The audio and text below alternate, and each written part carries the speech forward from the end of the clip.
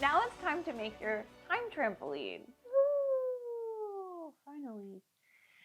So we're going to take a weekly calendar and we're going to lay out the days of the week, which you know I don't have to tell you what they are. But just in case you're wondering, Sunday, Monday, Tuesday, Wednesday, Thursday, Friday, Saturday. The first thing you're going to do is plug in your morning and evening routines. The morning routine is so important. It completely sets up your day. Marianne Williamson talks about the idea of meditating in the morning. I mean, she's not the only one, but she talks about it in terms of affecting your day versus being at the effect of your day. When you wake up in the morning and you pick up your phone, you are then responding to the fires that the world is giving you right away, as opposed to getting up, setting your intention, getting your energy aligned in whatever way you want to do that, be it physical movement, having a shower, having some breakfast, morning pages, meditation, whatever it is that helps you get centered and focused on what you want to do, how you want to affect your day, versus just responding to everything that everyone throws at you right away. I unfortunately have a cat who tries to affect my day first thing in the morning. Like I wake up and she knows immediately and she's like, "Rah, pet me, rah, rah." It's super annoying. But I love her, so I just give her a couple pets and then it's better for both of us.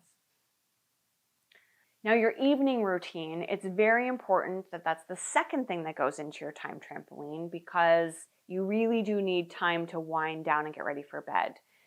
Another little shot of meditation is a really great idea and will actually help you sleep better. For those of you who have sleep problems, I've actually been doing this yoga nidra meditation at night, which is really amazing and helps you have a very, very deep, relaxed sleep. It's like sleep hypnosis. It may or may not be telling me bad things to do to people, but I'm usually asleep by then, so it's fine. Just in case I turn out to be really crazy, that's the reason.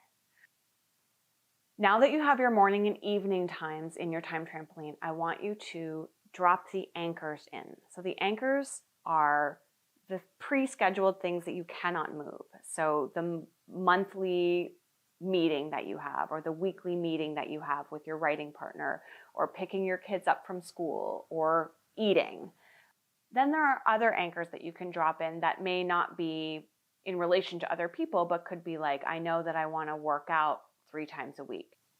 If you don't already have an exercise practice, I want you to be really gentle with yourself and how you put this into your time trampoline. On my time trampoline, I have movement. I just put in half an hour. I call it movement. It could be going outside for a walk. It could be just stretching in my bed. I have to be very gentle with myself with exercise because I've been trained to be kind of abusive with the way I treat my body and the way I treat exercising. Like that it has to be something that has a great deal of discipline and a great deal of motivation, and I have to push through it, and it has to be hard and raining and sweaty and whatever. And that's just not the way I want to exercise anymore. So we don't want to give ourselves a time trampoline that makes us beat up on ourselves. We want something that uplifts us.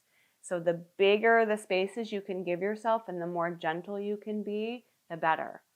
I encourage you for your first time trampoline to keep it as close as possible to the tracking that you did when you were tracking your categories. If there's a huge gap, chances are you're not going to follow it.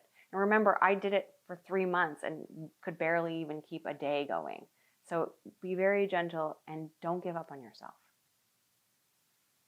So when you're laying your categories into your time trampoline, I want you to try to keep 3-hour chunks available. This is especially important when you have a category that you're just developing a practice in, or that you've been out of practice with for a while. So for example, if music is a big block for you, which it is for me, that's one of the reasons why I clean when I do music, because I'm just ramping back into having a music practice. So it's easier for me to clean, which is my distraction from basically everything is cleaning. If I clean while I'm doing music, it doesn't feel like such a commitment to me. Like I have to show up and turn it into a career. I just want to experience music. And then while I'm cleaning, I gradually move my way into my sound booth and close the door, and then I'm having fun with it.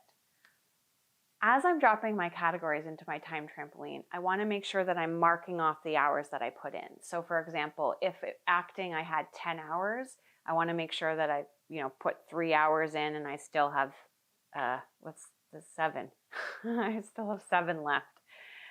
So I can keep track of what's gone in and what hasn't, because even in the stage of going from the list of categories into the time trampoline, your little sneaky little voice in there that's trying to self-sabotage you is going to drop off things like play or not quite give you enough hours. This is where you're going to start to see that manifesting.